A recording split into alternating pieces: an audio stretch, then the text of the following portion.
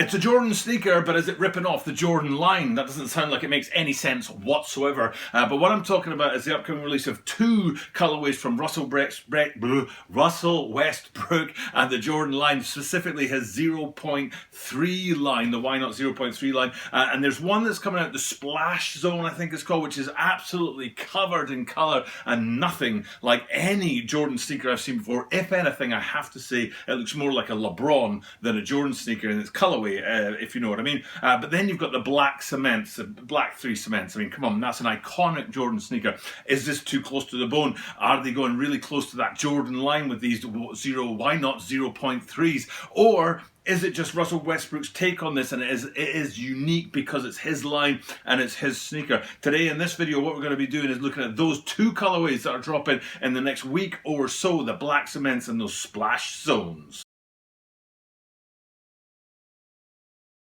This is a Talking About a 23 Sneaker channel, Talking About a 23 Sneaker channel day. It's my Nichi Absuno day, my Nichi Mita Gunsan. Every single day from Tokyo, Japan, I bring you content about upcoming sneaker releases, sneaker news, and sneaker reviews. And today, what we're looking at is a Russell Westbrook Why Not 0.3. Two of them, the Splash Zones and the Black Cements. And asking that question if this is a little bit too close. It's a Jordan sneaker, but is it too close to a Jordan sneaker? Are they going too close to those Black Cements? Whereas the Splash Zones are just a totally, completely different sneaker. It doesn't look like anything that Jordan brought out in my mind. I'm sure there must be some flashy, colourful, bright, hot colour Jordan sneakers out there. But for me, the Splash Zones are just totally unique and on their own. Whereas the Black Cements, I mean, they've even named them after one of the most iconic Jordan sneakers of all time. So what we're going to be doing today is looking at those two sneakers, looking at the selling points on both of them and the unique elements on there. I'm going to be asking you a question as well, because I do not know the answer to one thing about these sneakers.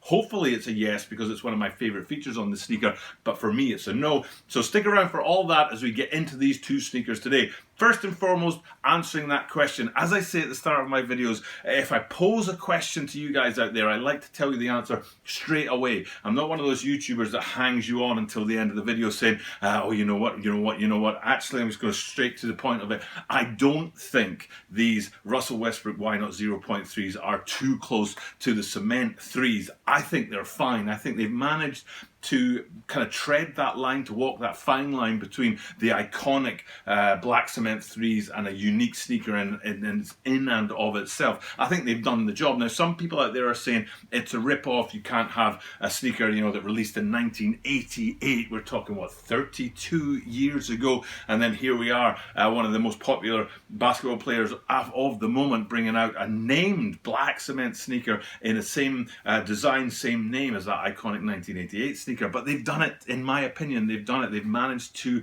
sort of ride that line between an iconic sneaker and paying homage to it, but actually a unique sneaker, a sneaker in its own right. And the way they've done that is in the colorway, by respecting some of those elements of that Black Cement 3 without getting too close to it. Now, what I'm talking about specifically is that elephant print on there. If you go down into the mid sort of section of the sneaker and look horizontally along the sneaker, you can see the elephant print represented throughout, sort of slightly. It's not quite as all-encompassing as a Black Cement 3, which would have a whole sort of range of the elephant print around it, whereas it's just sort of, I don't know, it's splattered throughout it in a way, if you like. And to me, that's with the black and the grey and the red on there, it's paying homage to the Black Cement 3s without going too far, without being too much of a rip-off. And specifically, if you look at the silhouette, the actual kind of, if you looked at the border or the shape of the shoe, they're just too far apart for it to be a rip-off.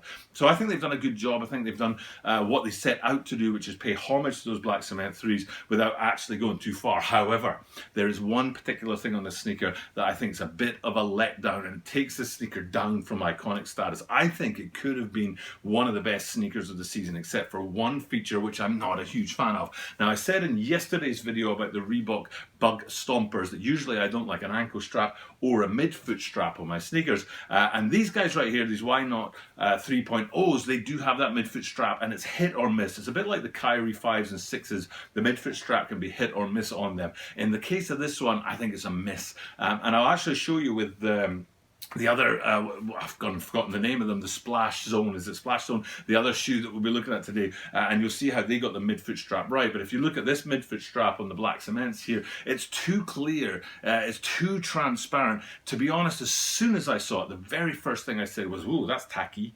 Tacky, ooh, tacky. You do not want to have the word tacky attached to a signature sneaker. That does not sell well. And for me, that's a bit of a letdown on these guys, is that that's the only point on it that I kind of feel like, oh, they could have done a little bit more there, maybe added a bit more color, and we'll look at those splash zones in a minute and you'll see what I mean. But before we do that, let's continue looking at the black cements, because there's a couple of things on there that I really want to draw your attention to. One is a plus, but that plus might be a minus. And what I'm talking about is that question I said I'd ask at the start of this video. If you look at the outsole, it's a translucent blue, icy blue outsole on both of these sneakers. We'll get to the splash zones in a minute, but on the black cements, you can see it's that translucent icy blue outsole, and looks really, really good, and it offsets the black cement colorway above really, really nicely. Yes, good choice on there. But my question is, what we're going to do is we're going to look at the OGs that dropped, the very first 0.3, and what I want to draw your attention to is I'm zooming in on the green screen back here. And it is a green screen at home these days, guys. I like to mention in these videos that it's a green screen at home instead of where I usually shoot, which I have more control over. So I'm not sure if the quality is as good as I want it to be, but with these stay-at-home rules that we have in Tokyo, Japan, I have to respect that and stay at home and do my best to get this daily content out to you guys. But anyway, back to the icy blue things. We've got the OGs up behind me here, and we're zooming in. And what we're zooming in on is that toe roll that comes up from the outsole onto the front of the sneakers, and you can see it's got why not sort of almost, to me, seriously, it looks like a compass, you know, a compass that you draw a circle with at school. It looks like someone's taken a compass and used that to etch the words why not with a question mark on the, I think it's the left shoe, on the front there. Now, I can't see that on these black cements, and hopefully now behind me here, what you're seeing is the toe roll on the front of the black cements, and I tried my best to see if that why not is still there, but I couldn't see it. And then the same if we flip over to the splash zones, I can't see the, you know, the marking on the front there that says why not. So I think maybe they've dropped that feature from these sneakers. I don't know for sure. I just can't see it on there. I hope they haven't. I thought it was one of the coolest features on the sneaker when I very first saw them, and I drew attention to it when I reviewed that for my channel. So so hopefully there's somewhere that they've managed to keep that going, but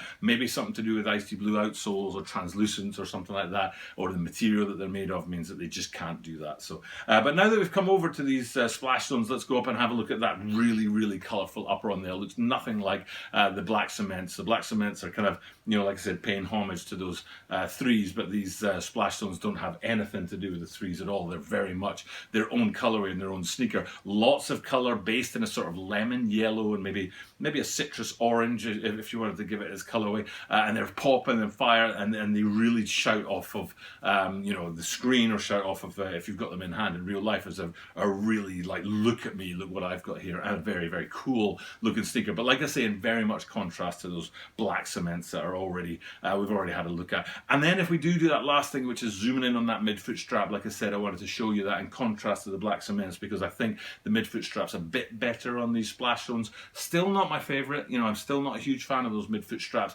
but you can see it's got a bit of color in it, and because of that color in there, it sort of sets it off and gives it a bit sort of more meat. Whereas if we go back again and look at the black cements midfoot strap, you can see it's lost that kind of identity. It just looks tacky. It looks like an added on feature that just sort of doesn't have much business being on this shoe. So that's my look at these two colorways, the black cements and the zone, the splash zones. They're cool. I mean, I think they're really great sneakers. I really like their price point, which is a lot cheaper than a lot of basketball sneakers out there. And I also like what Russell Westbrook's doing with, I think it's called the Take One, is another line of sneakers, which is even more stripped down, even cheaper than these guys as well. So the price point on those is really, really cool. Now tomorrow I'll be coming back with an Adidas Yeezy MNVN 700, another pair of sneakers, and they're cheaper relatively than Yeezys, but they're still well over $200. So so looking at these Russell Westbrooks, the price point and the design is a big plus for me. I think they're a great sneaker, and I think a lot of people are going to actually pay a lot of respect to them and say, yes, you know what, you trod the line between paying homage and being unique really well with this one, and especially the black cement threes are a yes for me. For now though, it's time for me to sign off, and thank thank you guys for checking out my content and do what I do at the end of every single one of my videos, which is tell you guys that, you know, yes, I appreciate you. Yes, thank you very much for checking out the content in this coronavirus situation as we're in this light sort of semi-lockdown here in Tokyo, Japan. But even with that in place, I'm still grinding out the content every single day. And that means that you are guaranteed to see me tomorrow.